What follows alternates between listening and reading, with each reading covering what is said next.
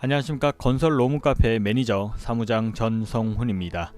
오늘은 개시신고 시 부가세 포함 금액으로 신고 시 어떠한 문제점이 있는지 한번 살펴보도록 하겠습니다.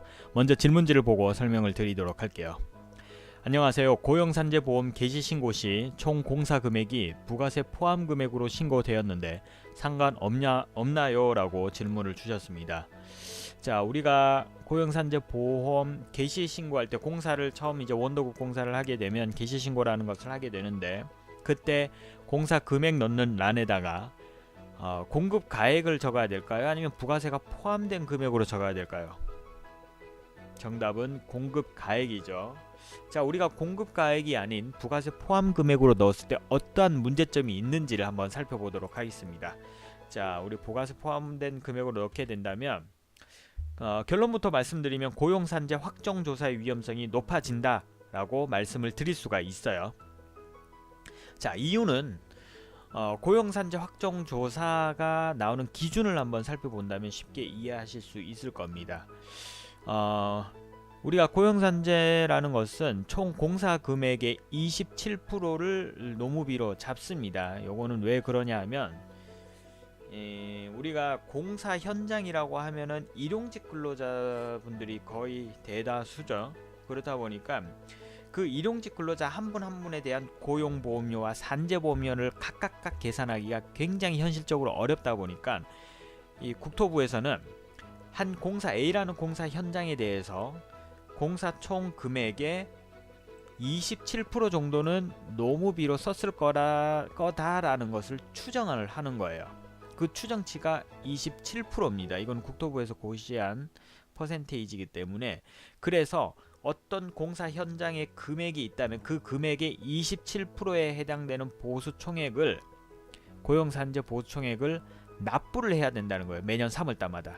근데 그 처음 공사 금액을 공급가액이 아닌 부가세 포함 금액으로 신고를 하게 되면 공사 금액이 실제 공급가액보다는 더 큰 금액으로 공단에 신고가 되고, 더 큰 금액을 기준으로 27%에 대한 보험료를 내야 되는데, 그게 아니라 보험료를 낼 때는 또 공급가액 기준으로 내게 되면, 그러면 총 공사 금액 대비 이 27%라는 퍼센테이지가 실제 납부한 거에 비하면 더 낮아질 수밖에 없다는 거죠.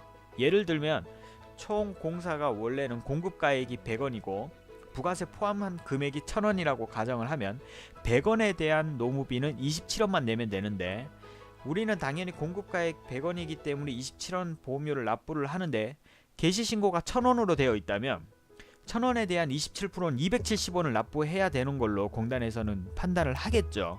근데 실제로는 27원만 납부가 되어 있기 때문에 이 조사 선정의 업체 대상 기준이 된다는 거죠.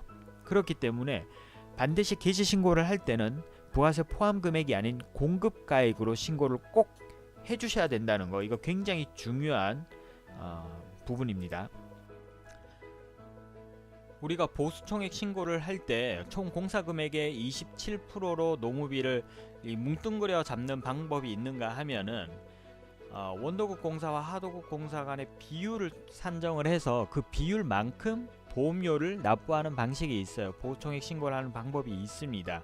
그거는 현장 하나하나마다 원도급 공사인지 하도급 공사인지 구분을 해서 현장별로 보험료를 이제 납부하는 방식인데, 이제 이 방법을 통해서 하시게 되면은 조금 더 꼼꼼하게 해서 보험료를 납부하기 때문에 실질적으로 27%보다는 더 적은 금액으로 노무비 신고를 하는 해서 금액을 좀 더 줄일 수 있는 방법이 장점이 있는가 하면은, 단점은 하나하나 세세하게 봐야 된다 보니까 굉장히 실무적으로 좀 어려움이 많이 있습니다. 요거는 사업장의 실정에 맞춰서 해주시면 될 것 같아요.